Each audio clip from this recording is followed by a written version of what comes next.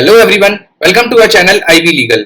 आज की वीडियो में हम एक बहुत ही इंपॉर्टेंट टॉपिक के बारे में बात करने वाले हैं, जो कि है guidelines given in the case of supreme court Arnesh Kumar versus state of Bihar. In this case the several guidelines were given by supreme court relating to the power of police officer to arrest without warrant. ठीक है, अब police officer की क्या powers है, warrant को police officer की क्या powers है अरेस्ट करने के लिए विदाउट वारंट। वो उसमें बहुत सारी डिस्क्रिमिनेशंस हो रहे, उसमें बहुत सारी आर्बिट्ररी एक्सरसाइज ऑफ पावर हो रहा था, उसमें अब्यूज ऑफ पावर हो रहा था, और उस चीज को रेगुलेट करते हुए एक प्रॉपर जजमेंट आया जिसमें स्पेसिफिकली गाइडलाइंस दी गई कि पुलिस ऑफिसर अगर ये सब चीजों को फॉलो नहीं करेगा तो उस केस में उसके अगेंस्ट डिपार्टमेंटल एक्शंस या जज के अगेंस्ट डिपार्टमेंटल एक्शंस लिए जा सकते हैं। तो वो गाइडलाइंस क्या है, ये हम आज अभी कुछ 9 गाइडलाइंस है, 9 पॉइंट्स में हम इसको कवर करेंगे। ठीक है, तो सबसे पहला है, starting with the first one, that the state government to instruct its police officer not to automatically arrest when case is registered under section 498A of IPC but to satisfy with the parameters of section 41 of CRPC। इसका मतलब ये है कि state government को अपने सारे police officers को ये बताना है क्लियरली कि आपको अगर केस 498A ऑफ आईपीसी में रजिस्टर होता है तो आपको ऑटोमेटिकली उसको अक्यूज पर्सन को अरेस्ट नहीं कर लेना without warrant until and unless वो केस सेक्शन 41 ऑफ सीआरपीसी के पैरामीटर्स को सेटिस्फाई कर रहा हो। और सेक्शन 41 ऑफ सीआरपीसी के पैरामीटर्स को जानने के लिए आपको हमारी वीडियो को देखना पड़ेगा, जो है completely on the basis of power of police officer to arrest without warrant, जिसमें हमने सेक्शन 41 कवर किया है। आई बटन पे मैंने लिंक दे दिया, आप इसे यहां से देख सकते हैं। ठीक है, तो अब ये हो गया फर्स्ट पॉइंट। सेकंड आता है, all police officers be provided with the checklist containing specified sub clauses under section 41B sub clause 2। ठीक है, तो पुलिस ऑफिसर्स को अरेस्ट करने से पहले ये चेकलिस्ट फॉलो करनी पड़ेगी, जो कि इस सेक्शन 41 सब क्लॉज 1B2 में दी हुई है। ठीक है, अब ये कहां पर दिया हुआ है, ये भी हमारी प्रीवियस वीडियो में हमने डिस्कस किया था, आई बटन में आपको लिंक दे दूंगा।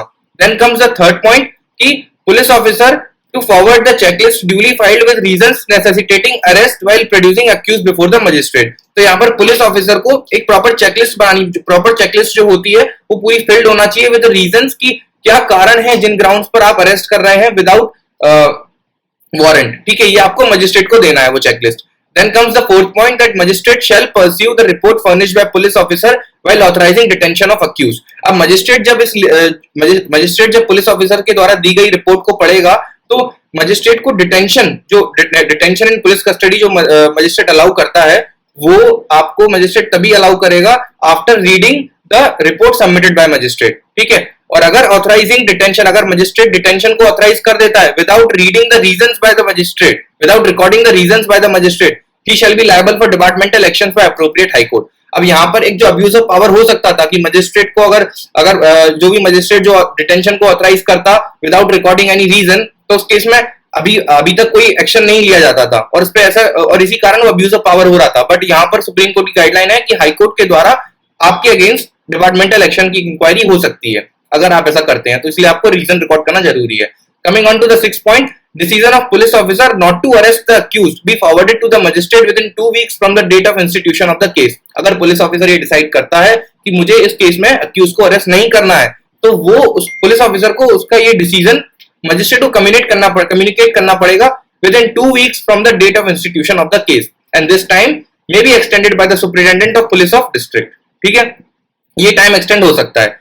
Coming on to the seventh point, अगर पुलिस ऑफिसर अरेस्ट नहीं करता है और वो कम्युनिकेट भी नहीं करता है मजिस्ट्रेट को with in the time given, that is with in 2 weeks, तो उस केस में police officer might attract the departmental actions and punishment for contempt of court. अगर ये फेलियर होता है पुलिस ऑफिसर का कि वो अरेस्ट भी नहीं कर रहा और इन्फॉर्म भी नहीं कर रहा 2 वीक्स के अंदर या विद इन टाइम प्रिस्क्राइब, तो वो कंटेम्प्ट ऑफ कोर्ट के लिए लायबल हो सकता है और डिपार्टमेंटल एक्शंस भी उसके अगेंस्ट लिए जा सकते हैं। Coming on to the 8th point, that is अगर अरेस्ट नहीं किया है पुलिस ऑफिसर ने, तो पुलिस ऑफिसर के पास ये पावर है कि वो नोटिस ऑफ अपीयरेंस भेज सकता है under section 41A of CrPC to the accused within 2 weeks by the police officer, and this time again may be extended. अगर वो ऐसा नहीं करता है पुलिस ऑफिसर, तो this would attract again the 7th point, that is this would attract again the punishment for contempt of court और departmental actions. मतलब police officer अगर अरेस्ट नहीं कर रहा पर्सन को, अक्यूज को, तो वो under section 41A notice of appearance भेज सकता है उसको बुलाने के लिए विद इन 2 वीक्स, और अगर वो नोटिस ऑफ अपीयरेंस नहीं भेज रहा है with in the time prescribe, तो पुलिस ऑफिसर के अगेंस्ट कंटेम्प्ट ऑफ कोर्ट की और डिपार्टमेंटल एक्शन लिए जा सकते हैं। The last and the important point is, ये जो पूरी गाइडलाइंस है ना, ये एप्लीकेबल है only under section 498A of IPC. Second, and in the case of section 4 of Dowry Prohibition Act, and in all the cases punishable with the jail term, punishable with the imprisonment term extending to 7 years. 7 साल से ज्यादा की अगर imprisonment है, या case section 498 of IPC का है, या फिर case section 4 of dowry prohibition act का है, उन सब केसेस में ये गाइडलाइंस एप्लीकेबल होंगी जो रेगुलेट करती हैं पुलिस ऑफिसर की power to arrest without warrant. ये सारी गाइडलाइंस आपको ध्यान रखनी है, आप इनका स्क्रीनशॉट भी ले सकते हैं to make your further notes. अगर आपको वीडियो पसंद आई है then do like and subscribe my channel. Good bye, thank you.